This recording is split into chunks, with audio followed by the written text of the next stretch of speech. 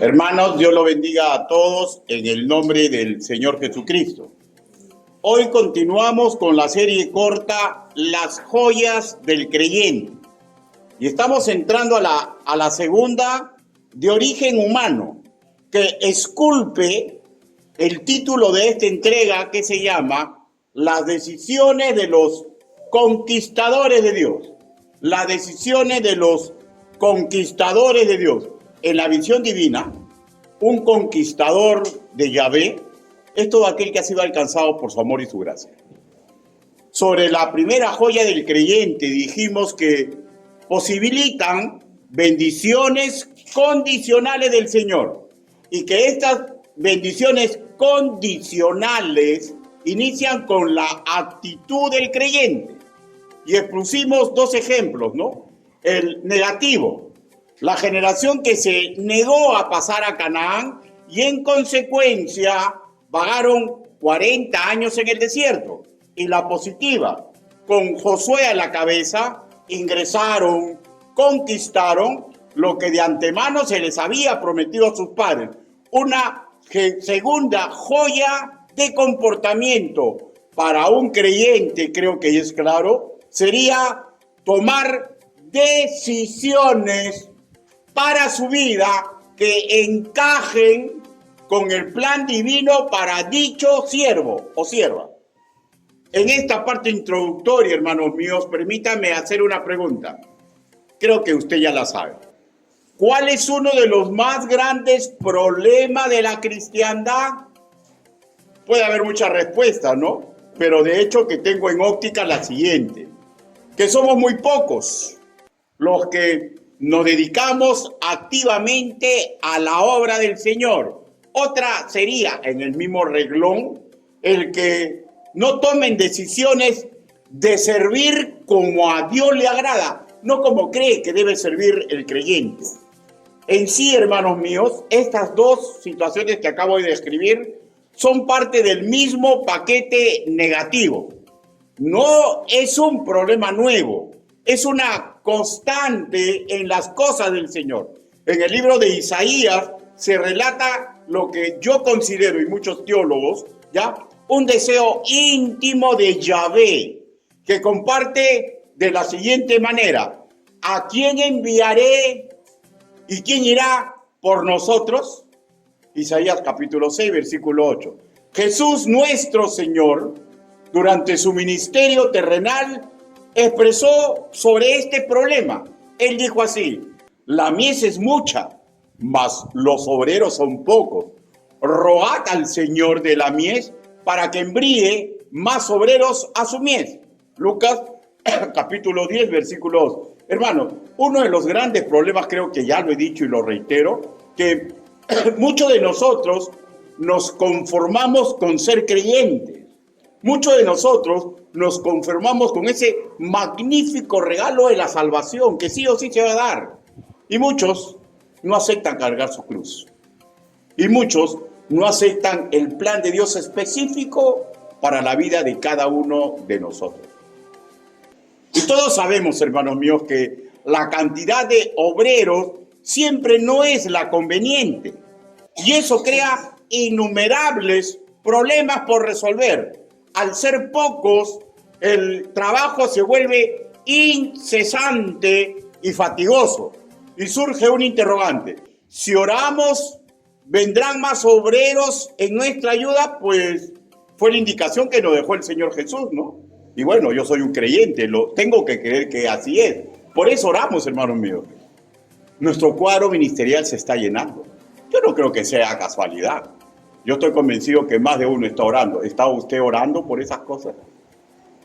Bueno, yo sé que alguien debe estar orando para que el Señor esté cumpliendo los deseos sanos de nuestro corazón. Pero la verdad, hermanos míos, no lo sé. No lo sé. No lo sé porque no sé lo que usted está haciendo, ¿no es cierto? Sí sé lo que yo hago, pero de lo demás me es difícil saber, porque no va a estar interrogando a cada uno de ustedes, ¿no? Cada uno sabe su realidad, ¿no? Si usted está aceptando las bendiciones de Dios por trabajar por Él, o las está alejando de su lado. Eso cada uno lo sabe. ¿Cómo hace el Señor para que mediante la oración apoye la hora por la cual nosotros trabajamos? Vuelvo a repetir, no lo sé.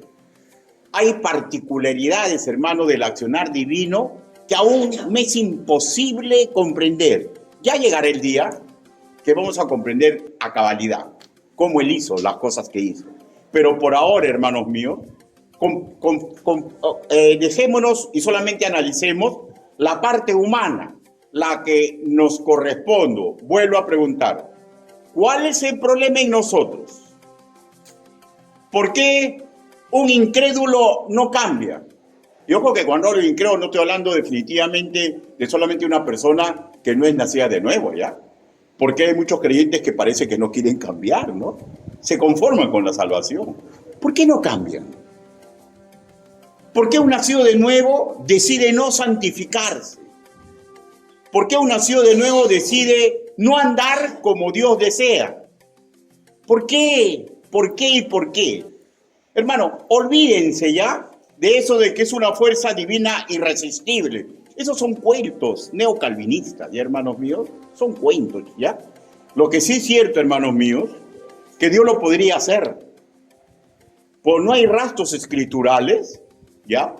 Que Él ejerza un poder, ¿ya? Irresistible en el ser humano. Hermanos míos, Dios nos deja el poder de decidir. Dios nos deja el poder de decidir. Asimismo, hermanos míos, el ir a Cristo es responsabilidad humana. Y ese ir a Cristo, aceptar su llamado para hacer las cosas correctas, es una decisión mental. Es una decisión mental cambiar el rumbo de nuestra vida, que tiene proyección a las prácticas. Y eso implica nuestra colaboración a la perfecta forma de hacer de Dios. Digamos, hermanos míos, que la capacidad de tomar una buena decisión es una joya que el Señor nos ha obsequiado. Es una joya que el Señor nos ha obsequiado. Las excusas, hermanos míos, usualmente son las mismas, son clásicas. Primero, pues podemos darle diferente orden, pero la primera es la primera, porque es la que estoy nombrando, ¿no es cierto? Las tentaciones son más fuertes que yo. ¿Ha escuchado eso? Hay personas aquí. Las tentaciones son más fuertes que yo. Excusas, hermanos míos. Excusas. ¿Ya? El enemigo me neutralizó y me es imposible luchar contra él. Excusa. ¿Y dónde quedaría entonces eso de que somos más que vencedores en Cristo Jesús? Pero acá entra lo que no nos gusta, lo que esperamos magia. ¿Qué nos fortalece? Hermano, Dios no nos fortalece, sí nos ha fortalecido en forma sobrenatural, ¿ya? Porque en una forma sobrenatural puso el amor y la virtud de Cristo en mi persona como en todo creyente, ¿ya? Eso es lo sobrenatural, pero solemos dejar de lado la parte educativa. Él es un gran educador. ¿Cómo nos puede fortalecer si nos negamos a caminar la ruta del discípulo? Ya que hay una tercera, ¿ya? Estoy ocupado en otras cosas. El tiempo no me alcanza. ¿Y dónde quedaría entonces? Oh, Dios ha mentido, que dice, todo tiene su tiempo y todo tiene su hora debajo del sol. ¿Que el tiempo no me alcanza? O sea, Dios es mentiroso entonces, pues, ¿no? No, porque no, o sea, es una de dos.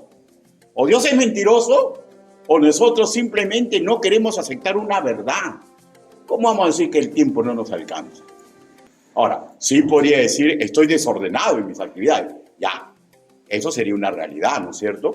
Pero que un creyente diga que no me alcanza el tiempo para estudiar la palabra del Señor, no me alcanza el tiempo para ir a la iglesia, no me alcanza el tiempo para trabajar para el Señor. ¿Es que acaso, hermanos míos, los principios bíblicos son inaplicables a la vida de un ser humano? Entonces quiere decir que Dios no es perfecto, ¿no? 4, no estoy preparado y soy muy poca cosa. Esa es una excusa. Esa es una excusa. Porque Dios nos prepara sobrenaturalmente. ¿Ya? Y de hecho, ¿no? Hay unos que son tartamudos, otros mastican el castellano, a las justas hablan a veces, unos no tienen buena dicción, Hay personas que han estudiado la primaria, hay personas que no han seguido doctorados. Bueno, pues no. ¿Y qué pasa con los apóstoles, hermanos míos? Que la mayoría eran analfabetas. No estoy preparado, soy muy poca cosa. Y acá viene una quinta. Ya estoy viejo. Estoy enfermo. Olvidamos a Moisés. Cumplió el encargo de regresar a Egipto a los 80 años. ¿No? A los tiempos que uno dice, no, ya no, a los jóvenes, a los 80 años.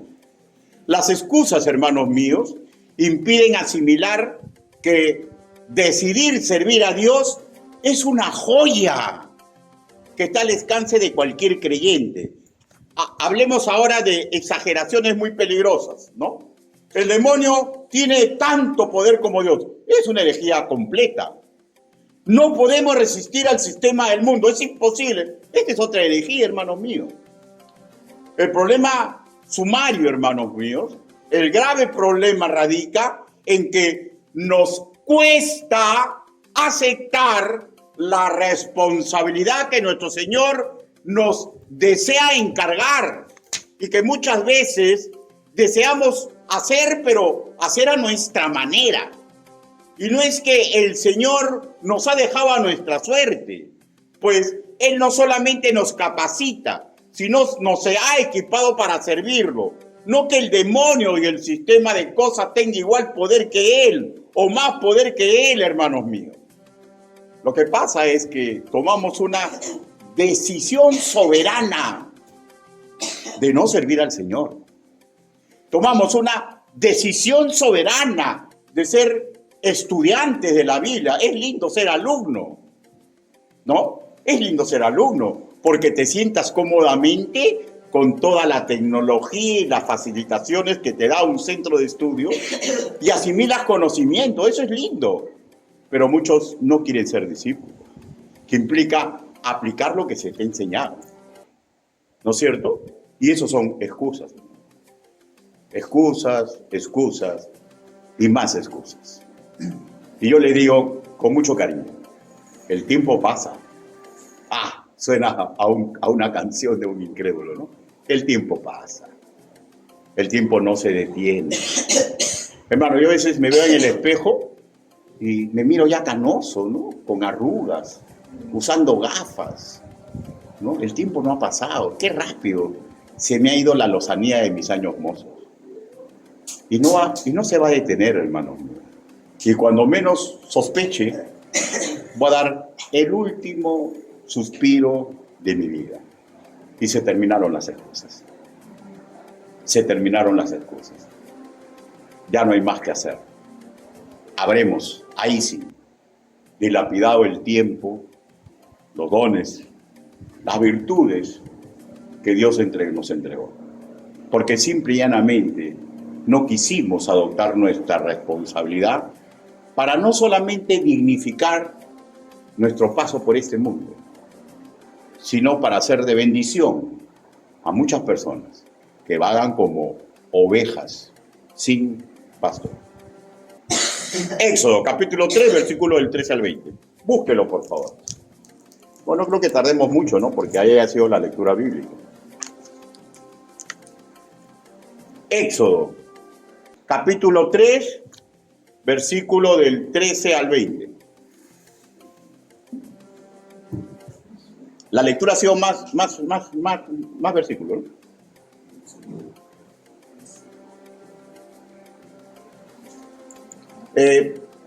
Si les molesta el ventilador, apáguenlo, ¿ya? Por favor. Éxodo, capítulo 3. Si alguien está tosiendo mucho, apaguen nomás el ventilador, por favor, ¿eh? Éxodo, capítulo 3, versículo del 13 al 20.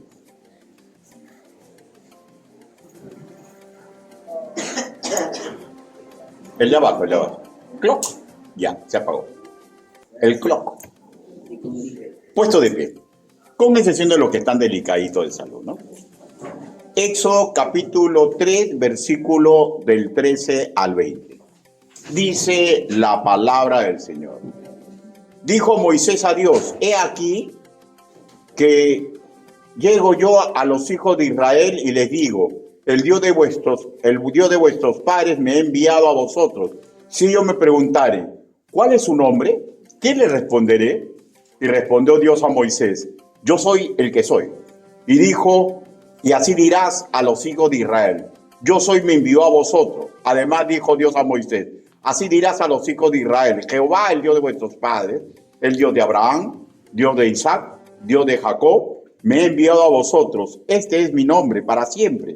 Con él me recordarán por todos los siglos. Versículo 16. Ve y reúne a los ancianos de Israel y diles, Jehová, el Dios de vuestros padres, el Dios de Abraham, de Isaac y de Jacob, me apareció diciendo, en verdad os he visitado y he visto lo que se os hace en Egipto. Y he dicho, yo os sacaré de la aflicción de Egipto, a la tierra del cananeo, del eteo, del amorreo, del fereceo, del heveo, del jebuseo, a una tierra que fluye leche y miel. Y oirán tu voz e irás tú y los ancianos de Israel al rey de Egipto y le diréis, Jehová, el Dios de los hebreos, nos ha encontrado, por tanto, nosotros iremos ahora camino de 3 días por el desierto para que ofrezcamos sacrificios a Jehová nuestro Dios. Mas yo sé que el rey de Egipto no nos dejará ir sino por mano fuerte. Pero yo extenderé mi mano y heriré a Egipto con todas mis maravillas que haré en él, y entonces os dejará herir. Y yo daré a este pueblo gracia en los ojos a los egipcios, para que cuando salgáis no vayáis con las manos vacías, sino... Ahí nomás. Permítame. Bendito Padre Celestial. Gracias, bendito Padre, por todo lo que usted permite en nuestra vida. Ayúdenos, Señor, por favor, para que mediante su palabra asimilemos esta segunda joya, Señor, que es un accionar, Señor, a favor del plan que usted tiene para nuestra vida. Ayúdenos, Señor. Así le pedimos, así le suplicamos, en el nombre del Señor Jesucristo. Amén. Por favor, tomen asiento.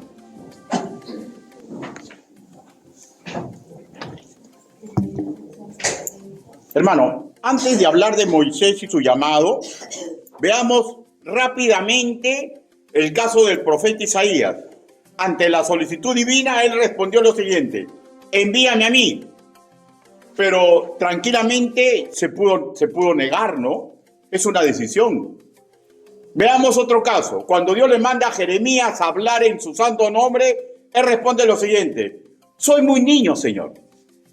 De hecho, no estén pensando que él era un infante, ¿no? Sino que él se comparaba con los ancianos de Israel, gente de muchos años, de mucha experiencia, y él, un jovenzuelo, él decía, soy niño, Señor. Y con esto denotaba miedo.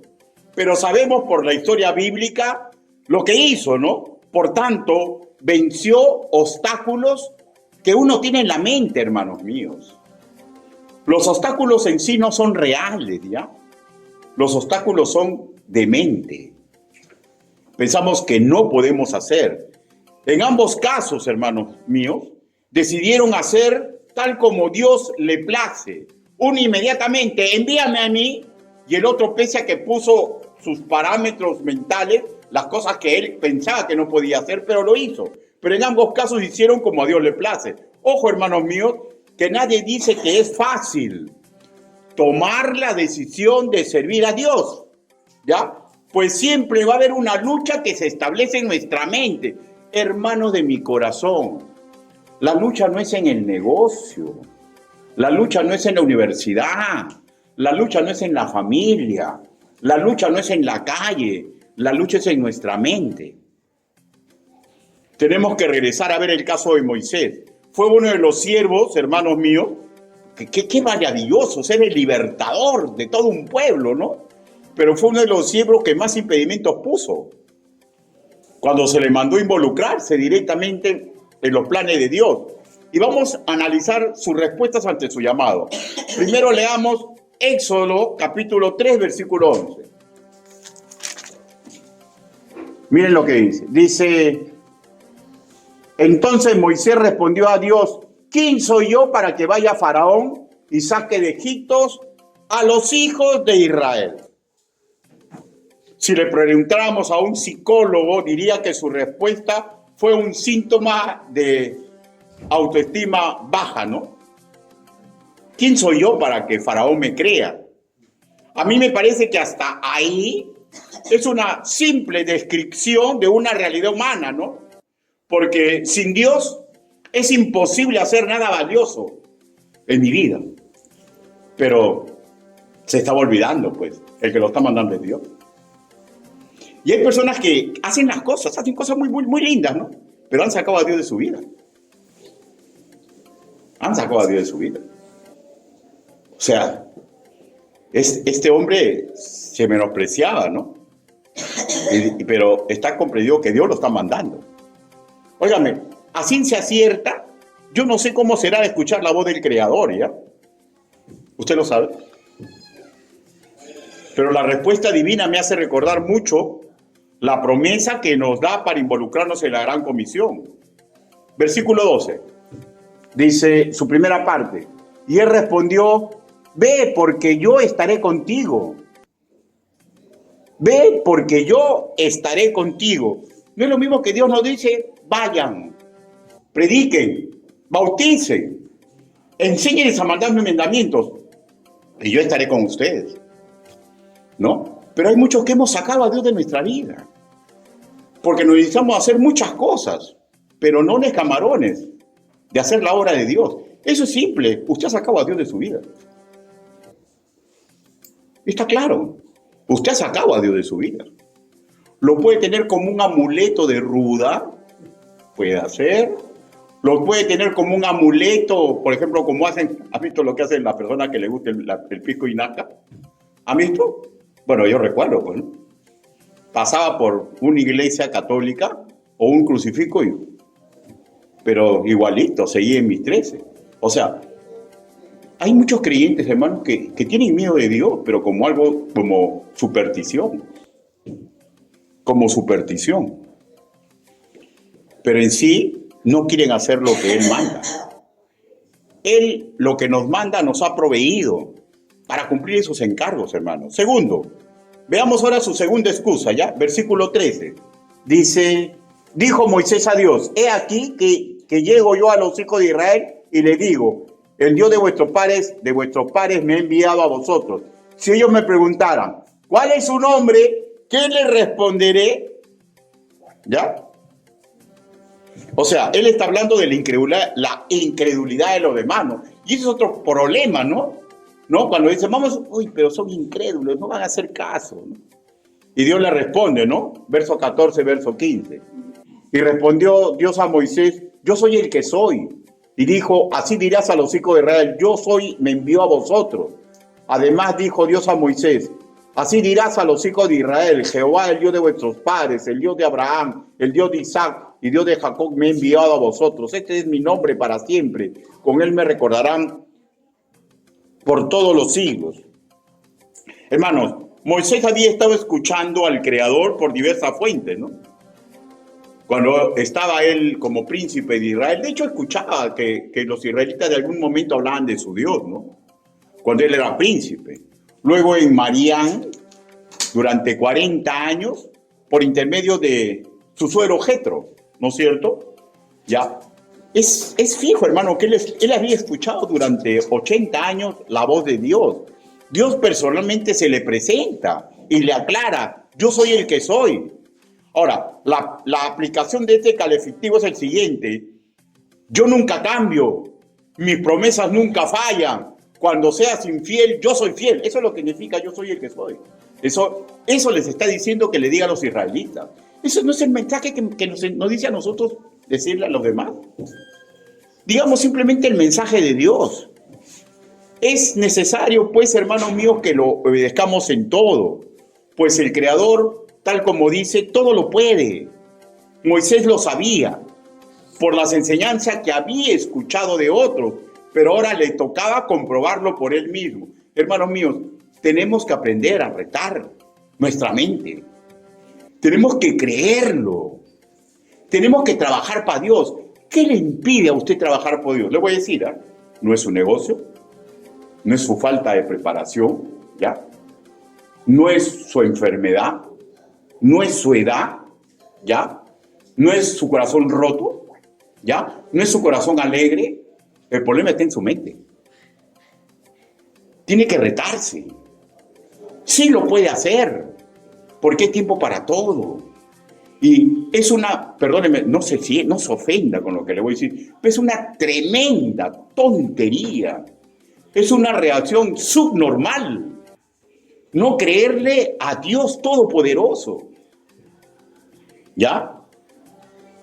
Y esto estaba pasando con Moisés. Entonces, no se flagele si a usted le pasa algo de esto. Pero Moisés nos mostró el camino.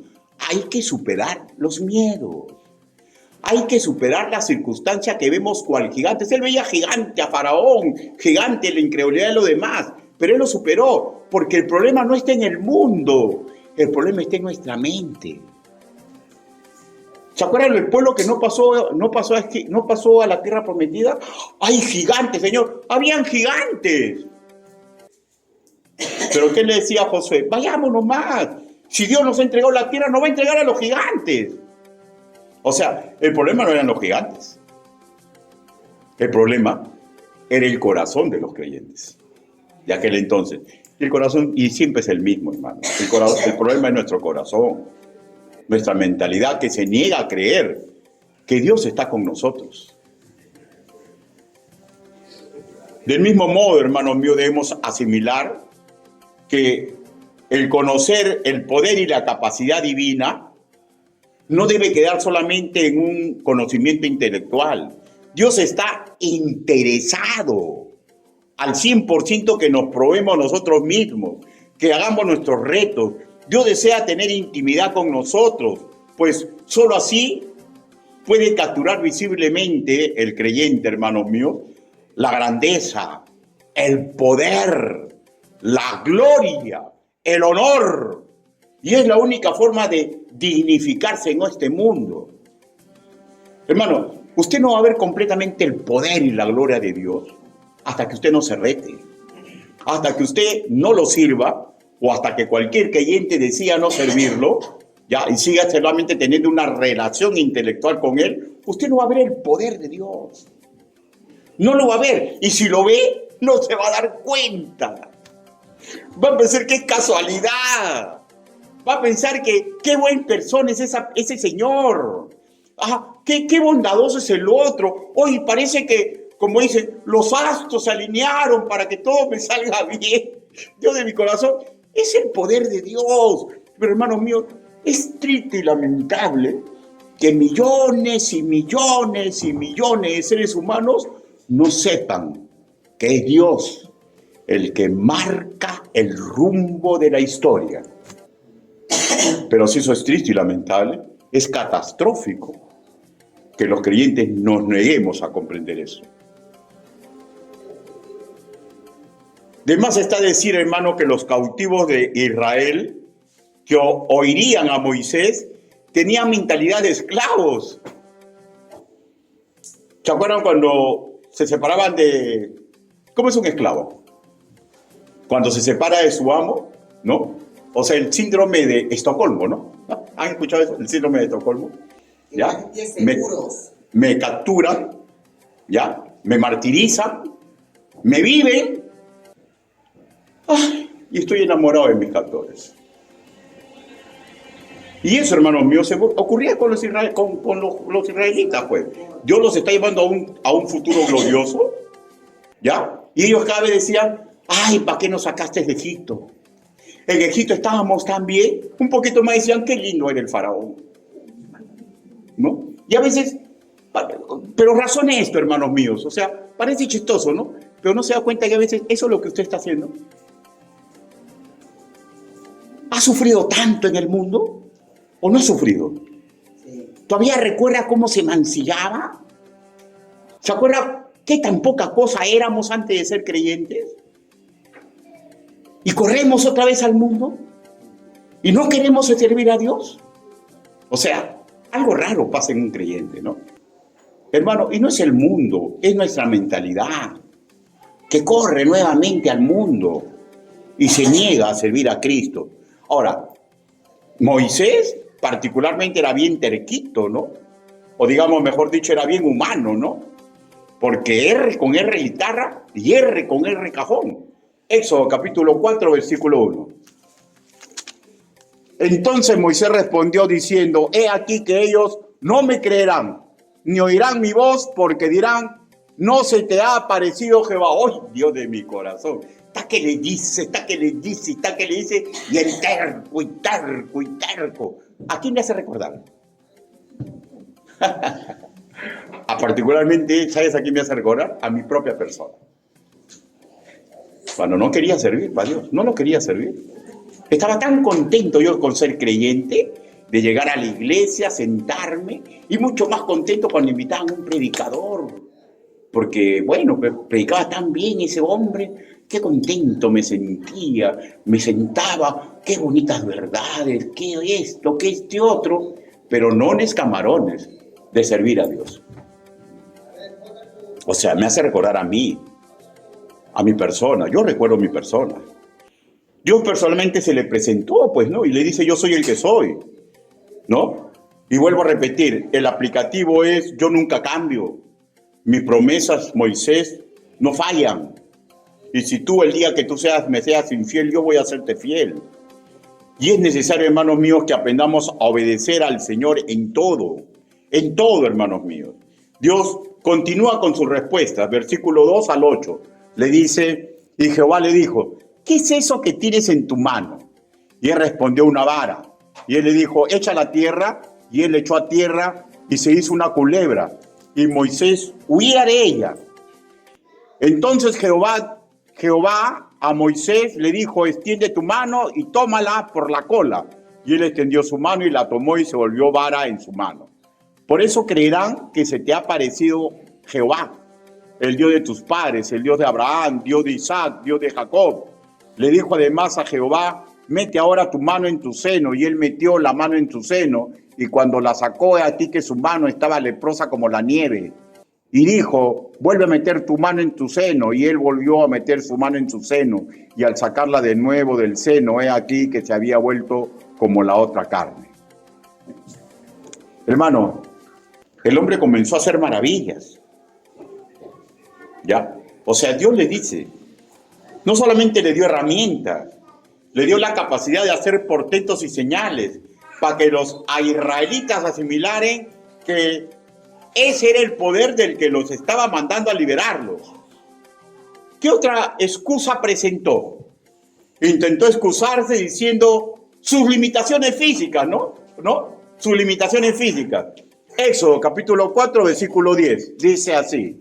Entonces dijo Moisés a Jehová, ¡ay, Señor! Nunca he sido un hombre de fácil palabra, ni antes ni desde que tú hablas a tu siervo, porque soy tardo en el hablar y torpe de lengua. Óigame, parece, ¿no? Muchos dicen que Moisés era un poquito tartamudo, ¿no? O en defecto su personalidad no le daba para ser, por ejemplo, un vendedor de autos, ¿no? O ser aparco en el hablar.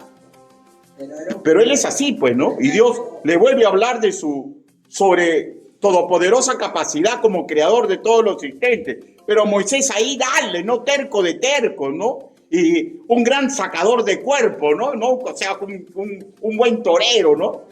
Le vuelve a refutar, versículo 13. Le dice, y él dijo, ¡ay, Señor! Envíate, ruego, por medio del que debes enviar. Y aquí, hermanos míos, hay una pausa para que reflexionemos un poco quién es Dios. Versículo 14 le dice, entonces Jehová se enojó contra Moisés. Entonces Jehová se enojó contra Moisés. O sea, hermano, escúcheme por favor. A veces pensamos que Dios como es una persona muy, muy lejana, ¿no? Pero hay que tener cuidado, ¿ya? Porque Dios es una persona. Dios se enoja. Pero su enojo, hermano mío, no hace que le rompa el lomo a Moisés. Pero ya está que se enoja. Hermanos, verdaderamente, los que son muy tercos, a veces hacen que Dios se enoje. Y yo no quiero caer en el enojo de mi Señor. Ahora, esto se ve porque está que le dice, y no hace caso. Ahora, Pero hay que tener cuidado con algunos tipos de enseñanzas extremistas, ¿ah? Porque, por ejemplo, Job hacía todo lo que él le hacía, ¿ya? Y en el plan de Dios le quitó todo. O sea, Dios obra como le place. Pero yo como su hijo, como supongo que todo hijo, ¿no? Y como todo padre, ¿no? Un padre desea que sus hijos se comporten bien.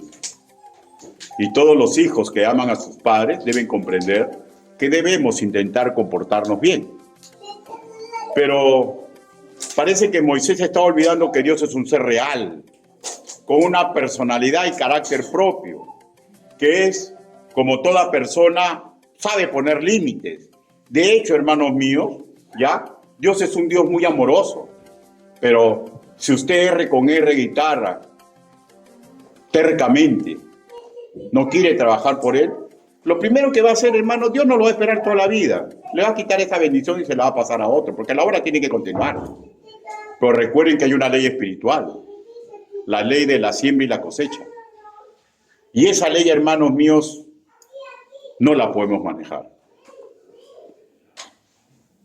Y voy a volver a reiterar, hermanos míos, nuestros miedos, nuestras limitaciones, nuestras ambiciones, el saber que nos enfrentamos a una sociedad incrédula, no debe evitar que nosotros trabajemos para él. Estar ajetreado en otras cuestiones, hermanos míos, son excusas que normalmente el ser humano presenta y hace tambalear una decisión correcta. Y le voy a decir cuál es la decisión correcta. Servir a Dios como a él le agrada. Recordemos que el servirlo, hermanos míos, es lo único que nos va a dar ganancia en los cielos. El resto que nos afana tanto va a ser quemado como hojarasca, hermanos míos. Todo va a ser quemado como hojarasca. Y a veces nosotros, ¿han leído Unamuno? La vida es un sueño, ¿no? ¿Alguien ha leído La vida es un sueño?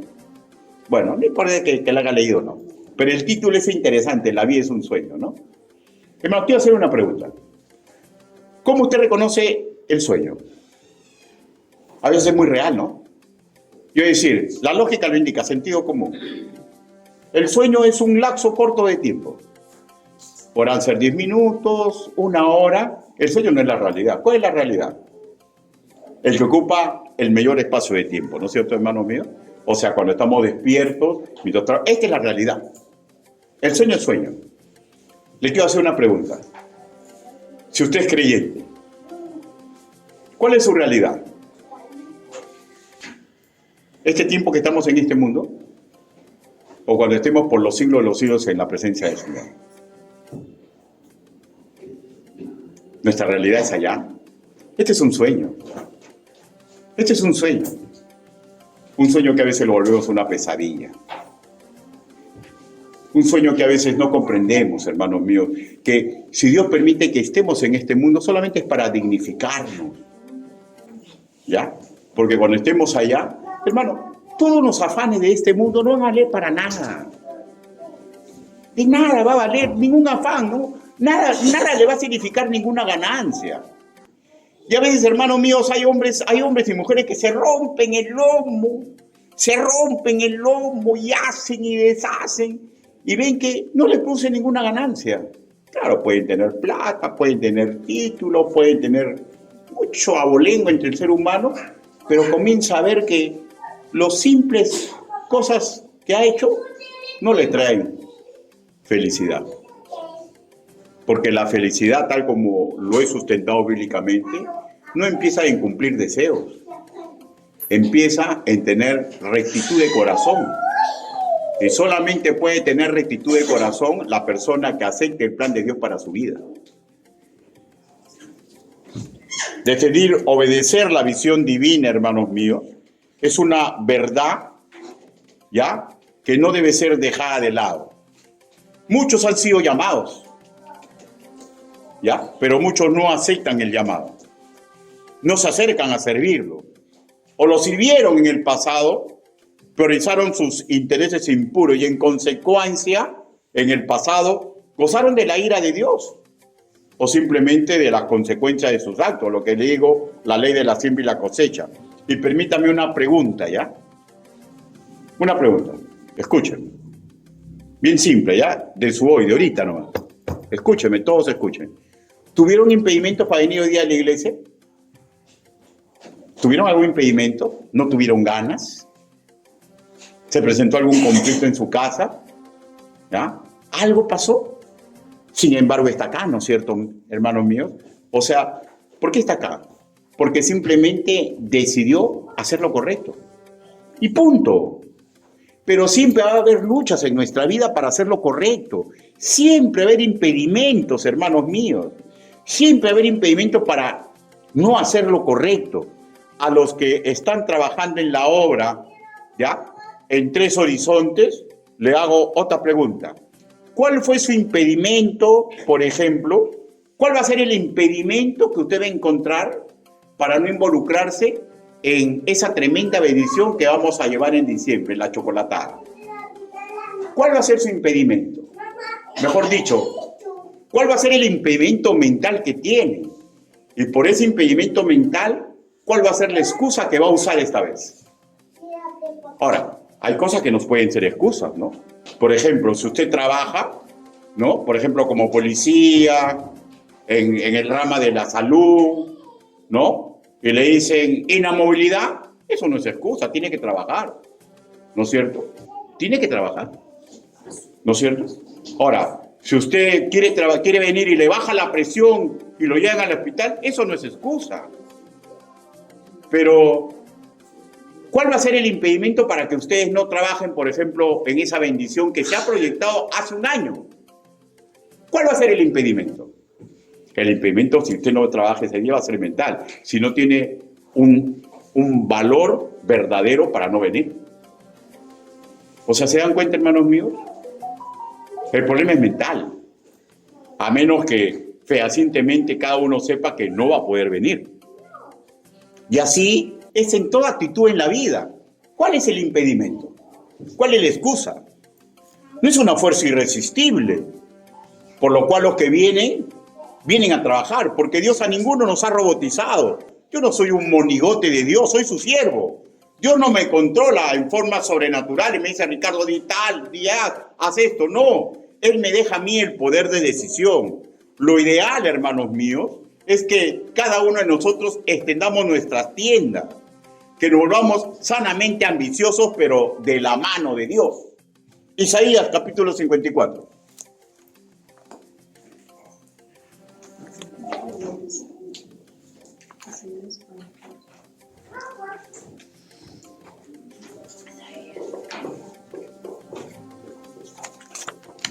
Isaías 54.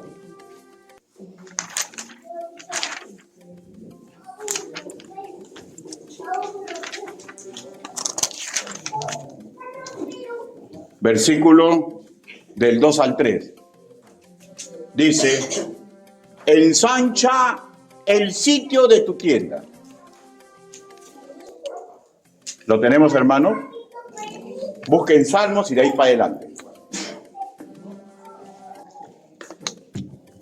Dice, ensancha el sitio de tu tienda y las cortinas de tus habitaciones sean extendidas, no sea escasa, alarga tus cuerdas, refuerza tus estacas, o sea, mejor dicho, prepárate para crecer, porque te extenderás a la mano derecha y a la mano izquierda, y tu descendencia heredará las naciones y habitarán las ciudades asoladas.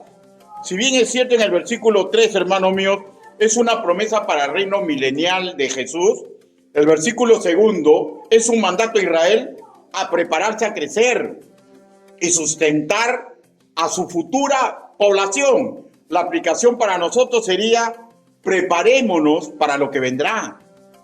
Hermano, nosotros hace un año, los que son miembros de esta iglesia, hace un año hemos puesto nuestras estacas, hemos ensanchado nuestro territorio, hemos estado orando, nos estamos preparando para el día de la chocolatada.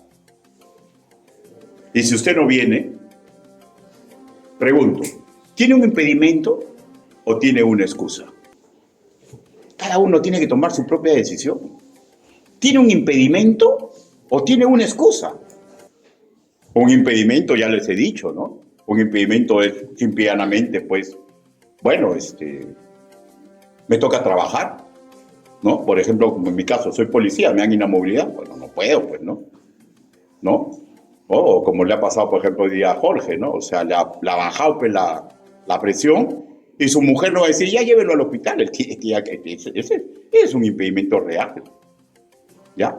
Pregunto, vuelvo a decir, ¿qué va a ser ese día? ¿Va a ser impedimento o va a ser excusa? Hace un año la iglesia está planificando eso. Ya, hace un año la iglesia en una asamblea dijo, vamos a extender nuestro territorio, vamos a trabajar por el futuro de Tres Horizontes. ¿No? Y bueno, y vamos más, ¿no? Planificamos, vamos a arreglar la casa del Señor, ¿no? Vamos a discipularnos, vamos a capacitarnos. Pregunto, cuando se abre una capacitación, ¿por qué no viene? ¿Tiene un impedimento o tiene una excusa? ¿Ah? Son preguntas que cada uno tiene que resolver. Porque, por ejemplo, yo no voy a echar a volar mi imaginación. Porque si yo echo a volar mi manifestación por los hermanos que Dios me ha puesto como responsabilidad, yo me voy a neutralizar, ¿no? Yo no tengo que estar haciendo eso, pero cada uno tiene que tomar su propia decisión. Isaías, capítulo 40.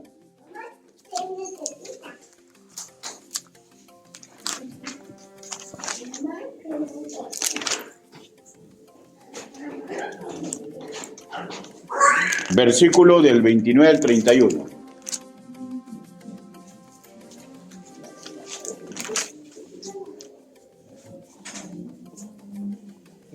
Miren lo que dice. Él da esfuerzo al cansado y multiplica las fuerzas al que no tiene ningunas. ¿Ya? Los muchachos se fatigan y se cansan. Los jóvenes flaquean y caen. Pero los que esperan a Jehová tendrán nuevas fuerzas, levantarán alas como las águilas, correrán y no se cansarán, caminarán y no se fatigarán. ¿Saben por qué es esta comparación, hermanos míos?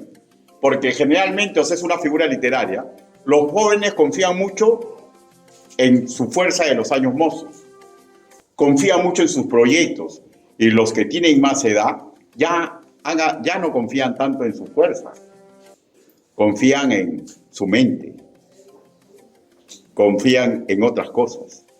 Y eso es lo que Dios quiere, que nosotros no seamos niños. Hermano, no esté confiando en usted mismo. ¿Se cansa? ¿Tiene una edad suficiente como para cansarse? Pues acá hay una promesa, pues, ¿no? Acá hay una promesa, ¿no?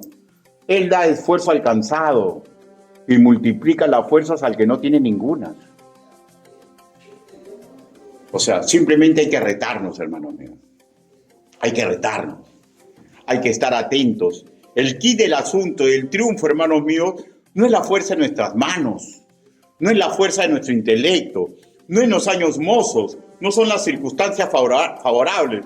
El secreto del triunfo, hermanos, es de tomar la decisión y descansar en el Señor. Somos pocos, hermanos míos, no podemos decaer. ¿Por qué? Porque si usted decae, hermanos míos, más de la cuenta, multiplica el trabajo a los pocos que quedan. Somos un cuerpo, somos una familia. ¿Usted se imagina, hermanos míos, que una pierna decida ya no caminar? Y forzosamente esa persona tiene que ir a una posta médica. Va a tener que una sola hacer el trabajo, ¿no? ¿No? ¿Tiene que comer?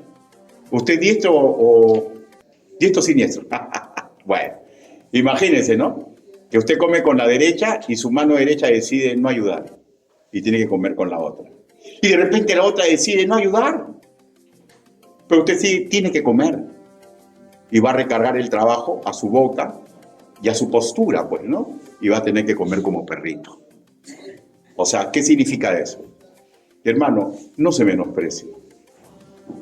Necesitamos de su ayuda para que esta iglesia pueda trabajar dignamente. Dios a usted le ha dado dones. Dios a usted le ha dado un bonito intelecto. Dios a usted, hermano, le está dando vida. Dios le está dando fuerzas. Y si le falta fuerzas, pídasela al Señor. Esto es una promesa. Hermanos, trabajemos para su gloria y su honra. Yo espero, hermanos míos, de todo corazón, que las personas que Dios permita que yo pastoree, vivan, sufran, se agoten para Cristo. Y no olviden, hermanos míos, que nos dignificamos cuando cargamos la cruz. No nos dignificamos cuando simplemente esperamos el cielo como premio, no por nuestra accionar, sino un premio que nos regaló Cristo porque Él murió en la cruz por nosotros. Pues tenemos que aprender a cargar esa cruz, a dignificarnos, hermanos míos, a comprender que hay un mandato y hay una promesa. No decaigan, yo estoy con ustedes. Ricardo, ¿te falta fuerzas? Yo te las voy a renovar como las águilas. ¿Te falta facilidad de hablar? Yo te voy a sobrenaturalmente usar tu poco verbo. Yo me acuerdo mucho una ancianita en pro, la hermana, ¿cómo se llama, hermana Amalia? Teófila. Mi hermana Teófila tenía como 70 años, 75 años, era una ancianita menudita, pero corría conmigo para los cerros, para arriba y para abajo, y ella veía la gloria y la honra de Dios. Una le voy a contar. Ella decía, ay, cómo me gustaría. Ella un día me dijo, me gustaría, pastor, veo los que predican, veo mis hermanas que son parlanchinas, y a mí cómo me gustaría tener eso para poder ver la gloria del Señor. O sea, me va a entender eso. Manita. Y un día viene contenta ella. Digo, ¿qué pasó, hermano? Ella agarró y yo me acuerdo que hice un concurso de pro, como yo era el ministro de evangelismo, y hice un concurso para hacer un folleto evangelístico. Y en ese folleto evangelístico lo ganó una hermana que tenía como... Yo no fui el jurado, nomás lo propuse. Lo ganó una hermana que tenía como 28 años. Y el segundo puesto lo sacó mi hija, que era en ese tiempo una jovencita. ¿Ya? Y qué bonito, ¿no? Y ella quería hacer y comenzó a hacer sus folletitos, pero como toda ancianita, pues a mano, ¿no? Y se sentaba en el parque y hacía sus folletitos y se le caían y esto. Y un día vine contenta a buscar un jovencito, me parece, para que le haga pues el trabajo de lo que ella había hecho, y se olvidó, hermano, en la banca. Y regresó y triste, se fue a la iglesia porque ya no había folletito. Y bueno, la viejita. Y siguió, pasó pasó, y vine contenta y dice, pastor, le voy a contar, he visto el poder de Dios. Digo, ¿qué ha pasado, hermana? Cuéntame. Resulta que ella se va y una señorita que está ahí gironeando pues, en el parque, ¿no? Como dijo, y vio, ay, a la señora, y va corriendo a entregarle, y voltea, ya no está la señora. Ay, pero de repente acá veo su dirección y dice que esta damita lee lo que ella ha escrito. Y dio la parte como un rayo en su corazón. Y fue a la iglesia y recibió a Cristo como su Señor y Salvador. Y llegó un momento en que la vio. ¿Usted no te estuvo sentada en el parque? Sí. Ah, ¿a usted se le cayó? Sí, ay, hijita, qué pena que... Ay, me hubieras encontrado. Yo leí esto, vine a la iglesia, recibí a Cristo y ahora soy salvo. Y la viejita se dio cuenta que había visto la gloria de Dios. Y hay muchos de nosotros que se niegan a ver la gloria de Dios. Porque se niegan a trabajar para Él. Porque están más pendientes en otras cosas. Se niegan a ver la gloria de Dios. Hermano, yo he visto la gloria, el honor, el poder de Cristo. Y yo los invito a que ustedes acepten el reto. Si tienen tiempo, si tienen dones, si tienen virtudes, si tienen lo suficiente para que juntos veamos la gloria de Dios. Conclusiones. Primero, seamos agradecidos, pues Jesús sufrió y murió por nosotros. Segundo, cumplamos los planes de Dios para nuestra vida. Es lo mejor que nos puede pasar y lo único que nos va a servir para tener ganancia en los cielos. Tercero, tomemos la decisión, hermanos míos, de soltarnos de lo material y de lo intelectual, que hay veces nos impide aprender a volar como las águilas de la mano de Dios. Pregunto, si este trabajo ha sido planificado hace un año, el no colaborar, ¿es excusa? o será impedimento. Tomemos la decisión. Esta prédica, hermanos míos, forma parte de la educación para forjar la visión de Dios, la visión de nuestro amo y Señor para con nosotros. Pues al igual que Moisés, hermanos míos, hay aún todo un pueblo por liberar. Y por naturaleza, usted y el que habla, solemos poner muchas excusas. Y la verdad, que los impedimentos de verdad son pocos. La verdad. Terminamos diciendo, hermanos míos, que hay una decisión sabia por tomar. Es una joya. Es una joya. Y las decisiones negativas, hermanos míos, nos pueden conducir, ¿saben a qué? Cuando usted decide no ver la gloria de Dios, cuando usted decide dejarse la ola de Dios, es porque usted está acercándose a una vela. Pero esa vela, hermanos míos, si lo atrae mucho, escúcheme por favor, le puede quemar sus bellas alas de mariposa. Y lo lindo de este asunto es que pese a que se le pueden quemar las alas, en forma sobrenatural, Dios le puede hacer que le vuelvan a crecer alas. Y usted tiene que darse cuenta. ¿Va a decidir vivir y morir para Cristo? ¿O va a decidir vivir enamorada de Faraón, enamorada del mundo, despreciando a aquel que murió en la cruz por usted? Una decisión por tomar. Inclinen su rostro, vamos a orar.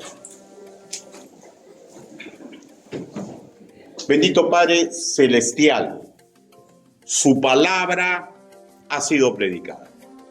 Señor, nos maravillamos, Señor, a veces en examinar, Señor, en la Biblia, que uno de los hombres, Señor, que son más renombrados en el Antiguo Testamento, y hay muchas iglesias que lo usan mucho, Señor, para hablar de que podemos libertar a un pueblo, Señor, que fue uno de los hombres que dio más excusas, Señor.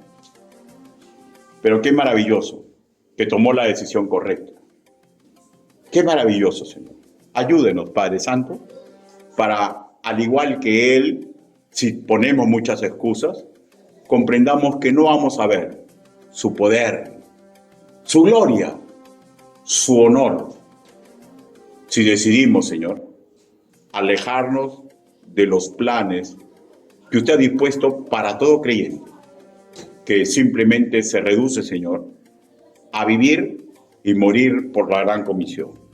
Que vayamos, que bauticemos, que enseñemos a que guarden sus mandamientos y que comprendamos, Señor, que nunca vamos a estar solos, porque usted nos dio una inmensa promesa. Y he aquí que yo estoy con ustedes hasta el fin del mundo. Quiero hacer una invitación. ¿Alguien desea que oremos como congregación para que renueve sus fuerzas como las águilas? Si ese es su deseo, simplemente levante y baje su mano.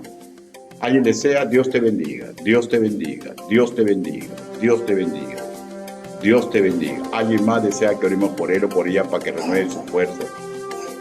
Dios te bendiga. Vamos a orar. Bendito Padre Celestial, Señor, usted ha visto las manos levantadas. Señor, usted sabe exactamente el motivo que los llevó a levantar la mano. Usted lo sabe, Señor, y es más que suficiente.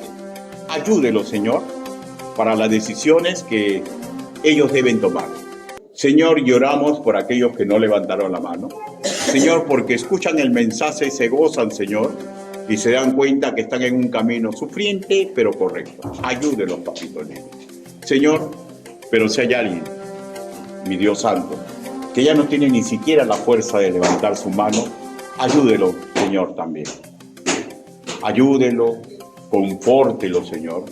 Señor, ayúdelo de tal forma, bendito Padre Celestial, que sea en el futuro uno de aquellos que sea lumbrera en esta congregación.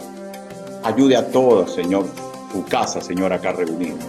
Ayúdenos, Señor, a nosotros y ayude a todo hermano nuestro que escuche, Señor, las Escrituras, Señor, que escuche esta predicación, Señor. Ayúdenos, Padre Santo. Así le pedimos, así le suplicamos, en el nombre bendito, precioso y poderoso del Señor Jesucristo. Amén. Hermanos, Dios los bendiga.